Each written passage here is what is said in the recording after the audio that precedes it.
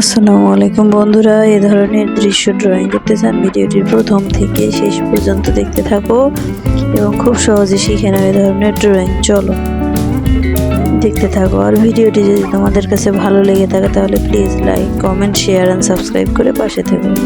দেখতে থাকো।